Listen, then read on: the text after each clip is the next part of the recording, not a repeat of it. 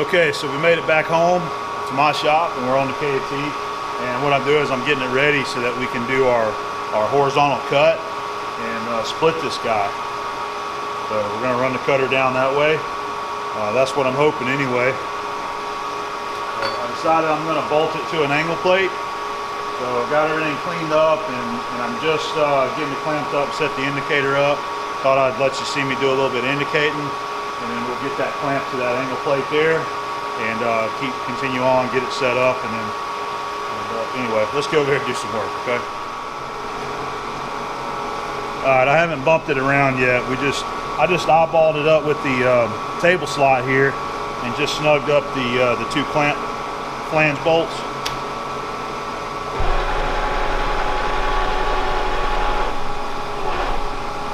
Okay, so we're just a touch high.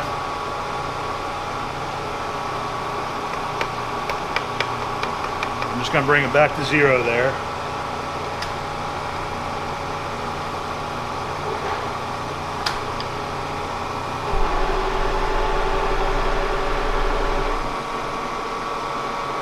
Went a little bit too far. It pivoted in the center.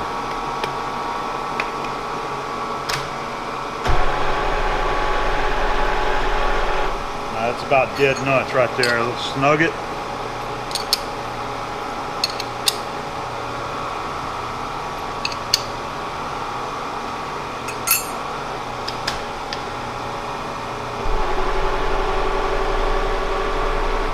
Yep, that's good enough.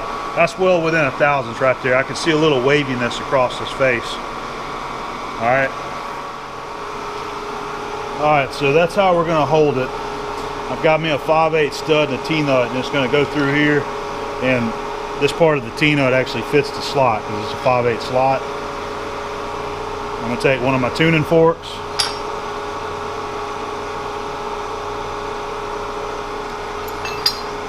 I'm going to just get everything started, and then we'll be able to, sometimes it's tricky to hold this stuff on here while you're tightening it up.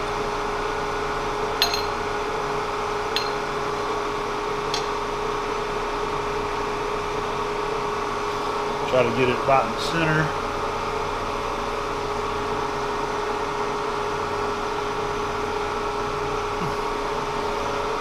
All right.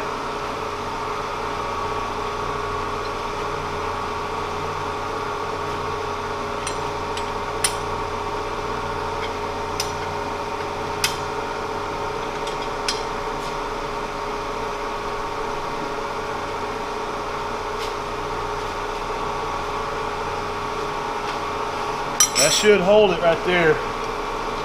It's sitting on the top of the angle plate, the bevel there, you know, from the cutter.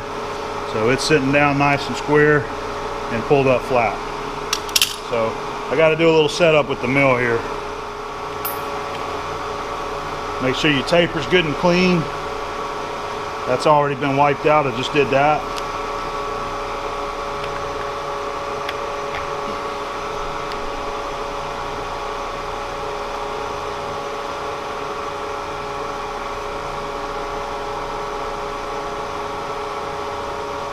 Screw it in the drawbar.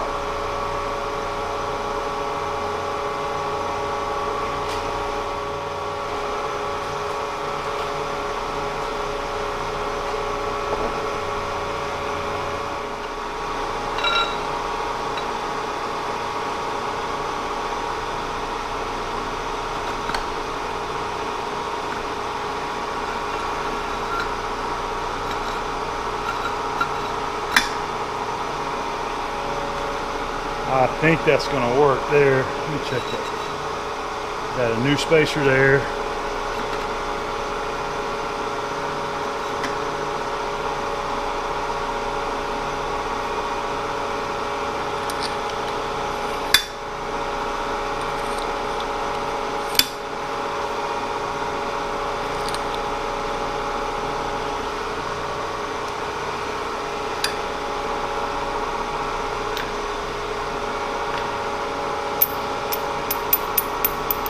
I need to go find another spacer.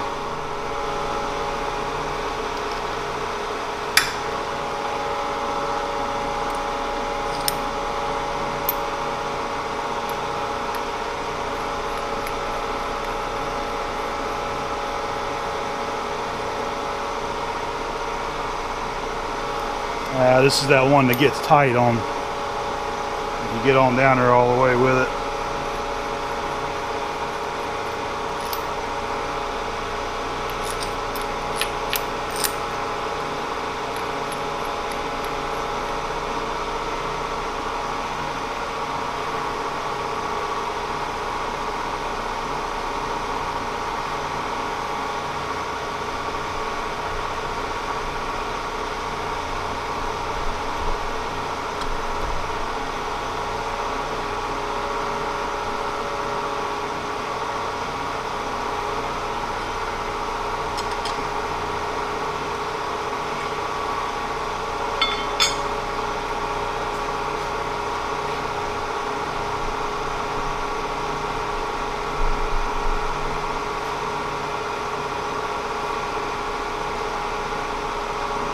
Alright, tighten this one, and I got to tighten the top two, snug this up, and I'll bring you right back. I put this on backwards. I wonder how many of you guys noticed that.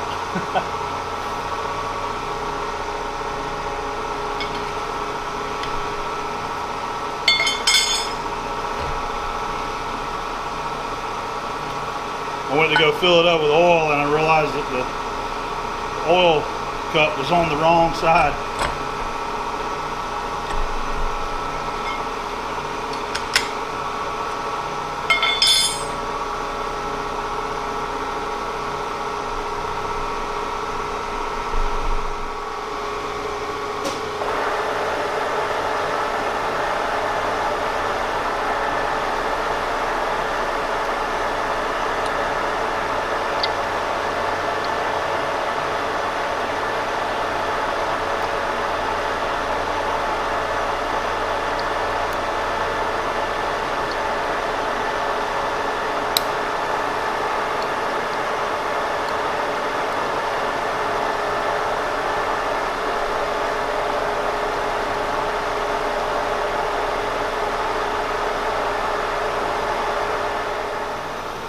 Okay, I got everything set up, we're ready to go. So what we're going to do is we'll touch the side of the workpiece there and drop the knee down. We're going to find the center of it, and then we'll touch the top of this, and I'm going to take it down 3 inches, and I'm going to attempt a full cut in one whack right here, okay? So let's go for it.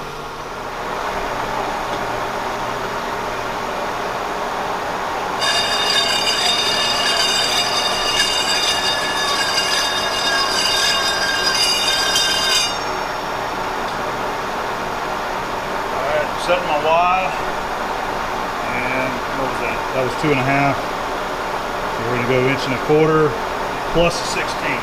So we'll go 1 5/16.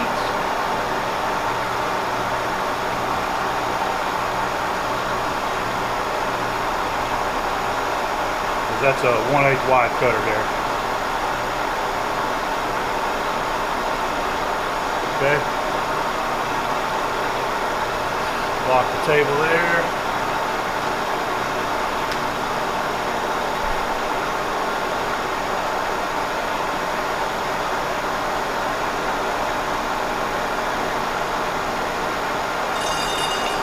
Okay.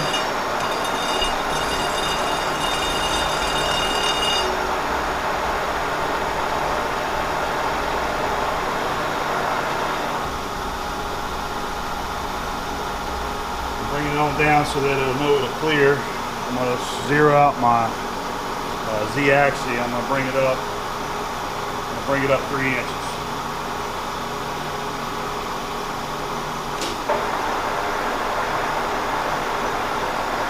Actually, I like to use my power feed whenever I do that because of the wrap is not working very well for the Z up.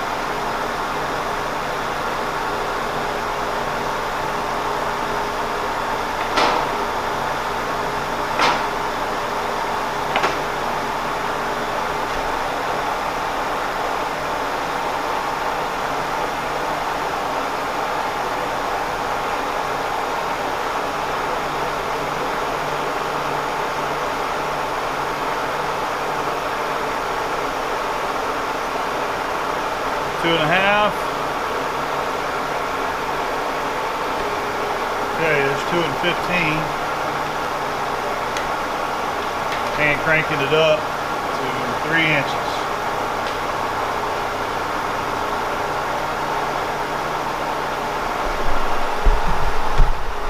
See there that we should clear. It looks like we're in the center. Alright guys, here we go. I want to get the coolant going.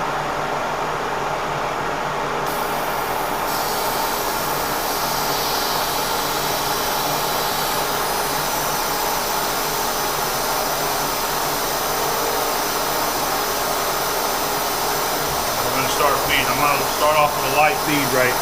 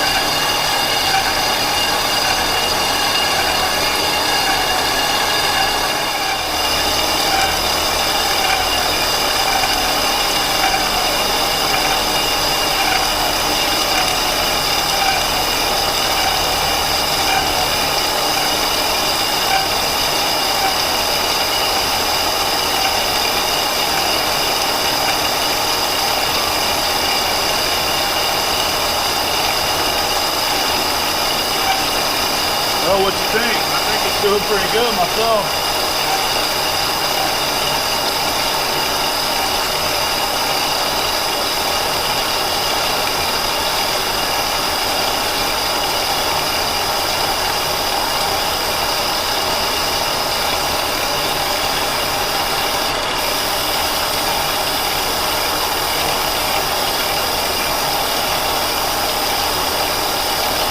Taking it nice and easy.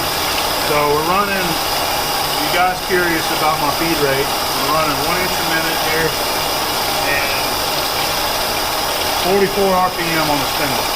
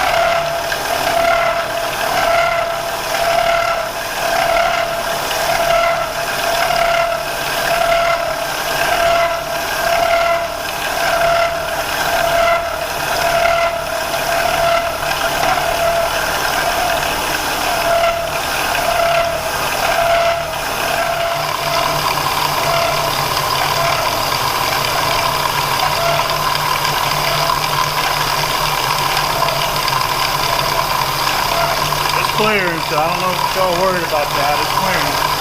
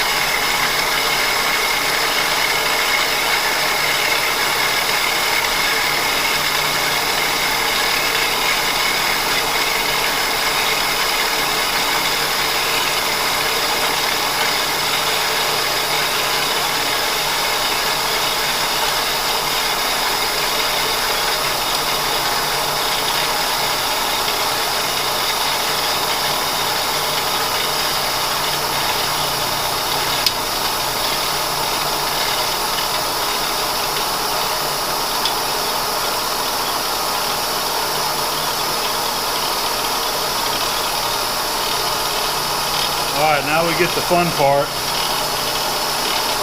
Move that cutter on through the rest of it here. I'm just hand feeding.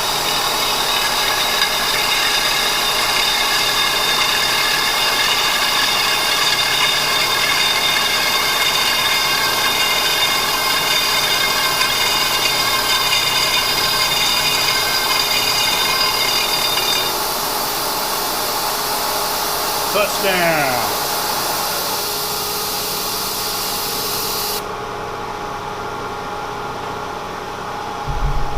So who didn't think we could do it? Well, I'm very pleased with the outcome here.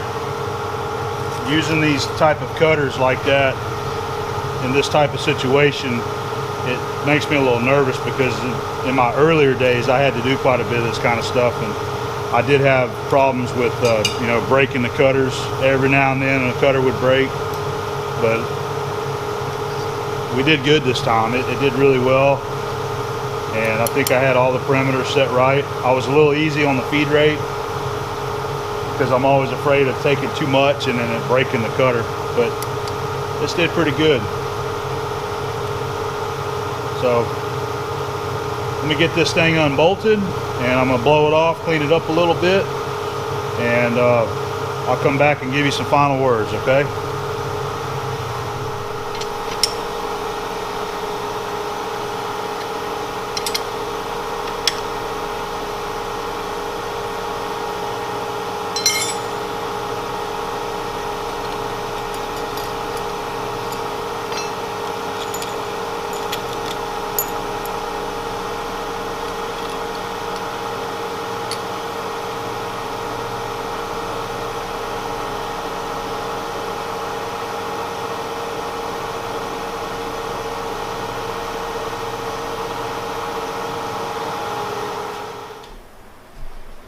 This is one of my Noga deburr tools for internal keyways.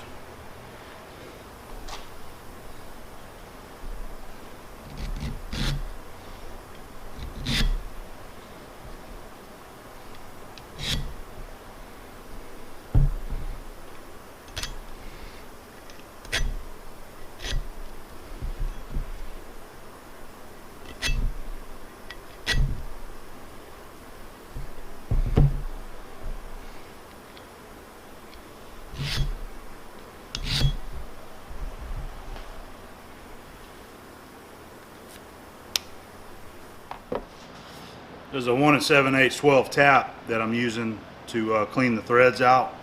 You know, make sure there's no burrs in there.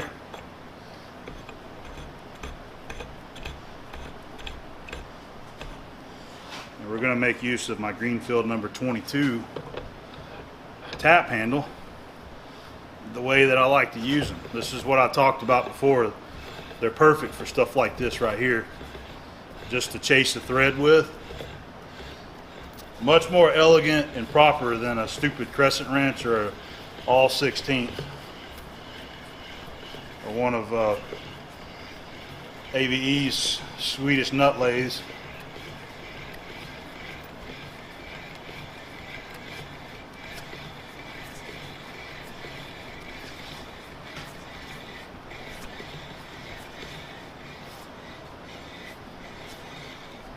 All right, there we go. Here's the bottom.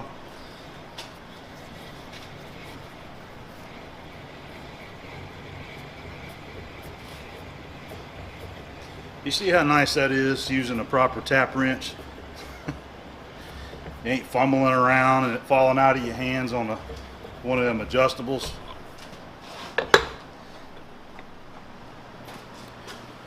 All right, guys. Well, I think this is going to be it for this build right here. I know that there's one op that I'm leaving off, and that's this notch. You know, this 45-degree on both sides. You probably noticed that earlier. It said, "Hey, what about that?"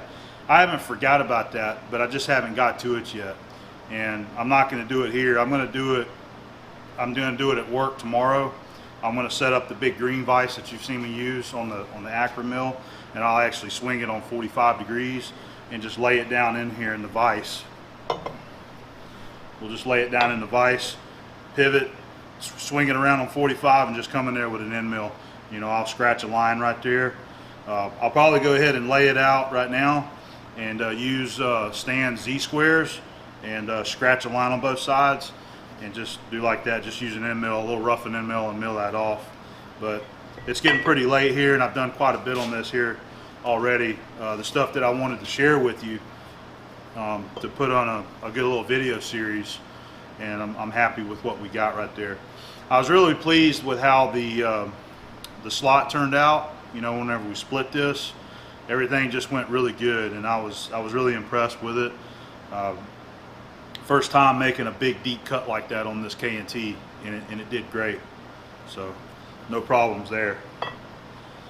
So that's about it for this job. Like I said, I'm going to do this in the morning, that little notch, and then press the bearing in, and this thing will be ready to go.